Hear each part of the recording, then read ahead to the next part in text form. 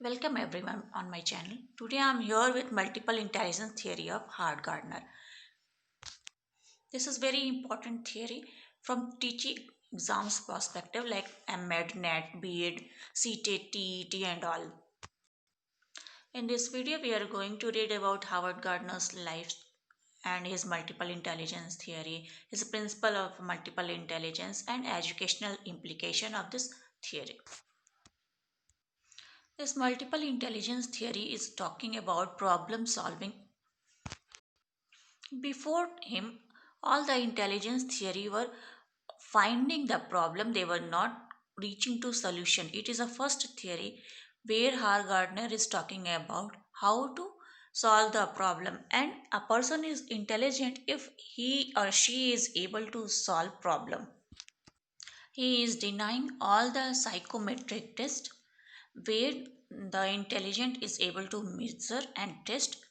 According to him, the multiple intelligence cannot be tested or measured. Reaction time or any scale, there is nothing to measure intelligence. And he used to say that like every child or every individual having intelligence, it is not less or more.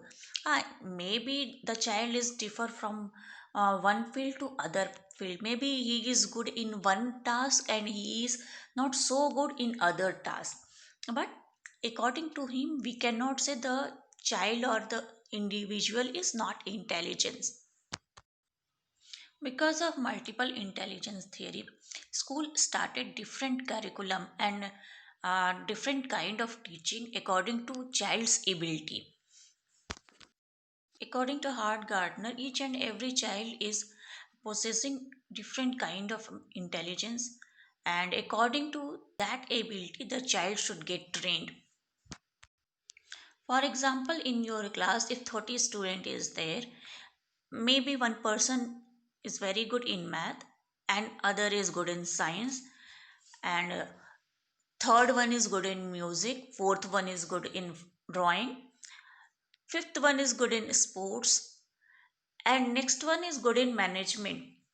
So this theory used to tell that according to child's ability we should provide education. In present scenario, his theory is very much apt because we can find out many example in our surrounding itself.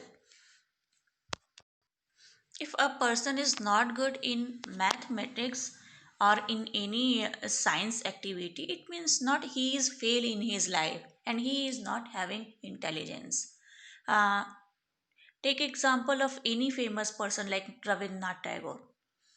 He was not mathematician, but he is having intelligence. We cannot say that he was not possessing any kind of intelligence. He got first Nobel Prize and he was a writer. This multiple intelligence theory he has developed in 1983 in his book Frame of Mind. It is again revised in 1999. Let's discuss the life story of Howard Gardner. He is an American psychologist. He belongs from developmental psychology, which is a field of cognitive development. He born on July 11, 1943. He has completed his graduation in BA Social Relation and studied under the renewed erection in 1965 at University of Howard. After earning master's degree at the London School of Economics, he has obtained PhD in developmental psychology at Harvard while working with psychologists Robert Brown, Jerome Bruner, and philosopher Nelson Goodman. Howard Gardner is possessing very dynamic personality. He has worked all the renowned psychologists. For example, William Wundt, the father of psychology, he worked with him also. According to him, theory of multiple intelligence possessed by Howard Gardner in his book Frame of Mind in 1903, and he says that an intelligence is the ability to solve problem or to react product that are valued within one or a more cultural setting. His theory used to focus on gaining. If a person is able to produce something, if the person is able to create something, means he is having intelligence. Before him, whichever theory we have seen, it was tested on the scale. And if the person is not able to reach the particular range of measurement, means he was calling as an unintelligent person. But after this theory, uh, everyone used to consider and as intelligent, and everyone is having one or other kind of intelligence in many field. That's why the failure of person is not considered only from math or science. If a child or a person is successful in some other field, means he is not failing in his life and he is having any kind of intelligence. Multiple intelligence was divided into seven parts. First one is musical intelligence. If a child is possessing musical quality and the task involving in music, then he is able to do something good in musical field. Intrapersonal skill, if the child is able to find out the uh, internal qualities, so that he is having intrapersonal skill. Interpersonal skill, that if the child is able to interact, communicate with everyone, then he is having interpersonal skill. And next is body kinesthetic intelligence.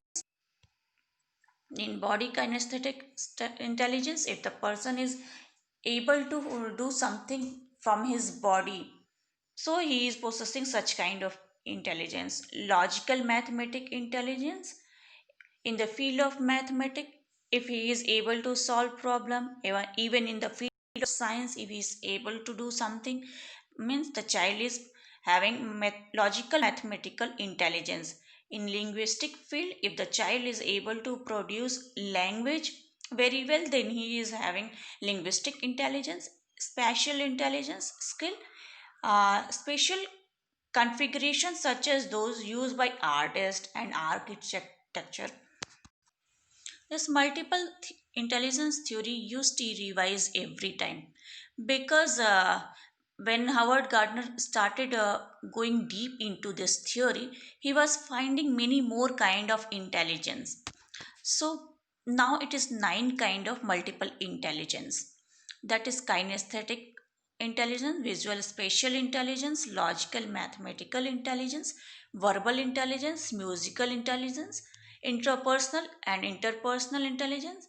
Here the two new intelligence, which is naturalistic intelligence and existential intelligence, added afterward. According to this theory, having intelligence means not one can always be intelligent in any problem. Every individual possessing full range of intelligence and focusing on problem solving rather than problem finding. This intelligence cannot measure or tested on any measurement scale.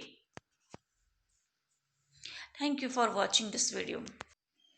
In conclusion, we can find out in our surrounding many famous person who is possessing this intelligence.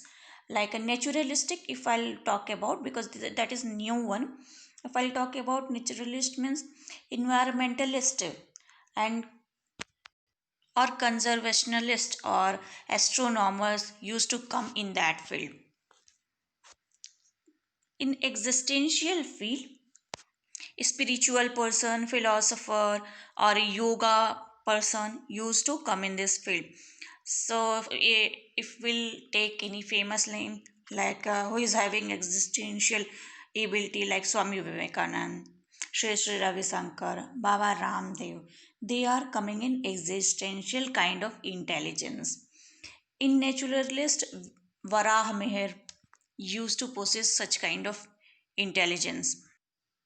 Intrapersonal skill means healer, author, theologist used to come.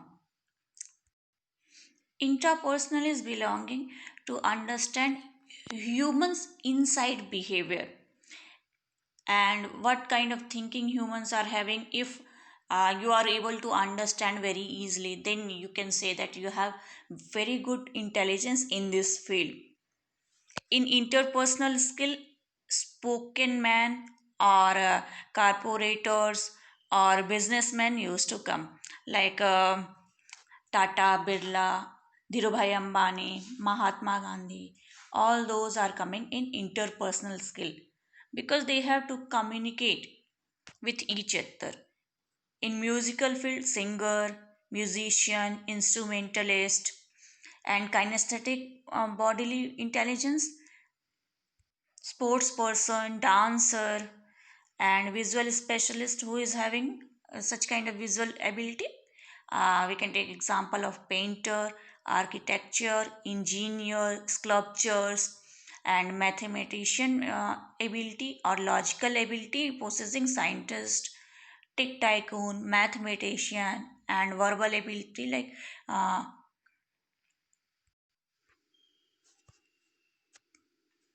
speaker man, journalist, or writer also we can consider in the verbal ability field. In all these intelligence, verbal, mathematical, and visual intelligence is crucial according to this theory also. Because if a person is able to speak something, then only he'll be good in anything. uh, it he is telling that everything like it should not be like everything should be there in the child or in the student, but one or other thing is base of this intelligence.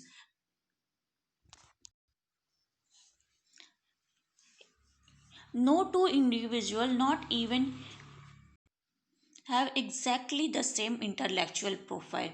Having strong intelligence does not mean that one necessarily act intelligently. This theory is mainly talking about abilities of a person and capability of a person. If a person is able or capable in doing anything or able to produce something, means he is intelligent. uh, this theory is criticized by educationalists because uh, this theory is simplifying curriculum content and thereby weaken the quality of learning. Thank you for watching my video. I'll be back with next video. Please like and subscribe my channel.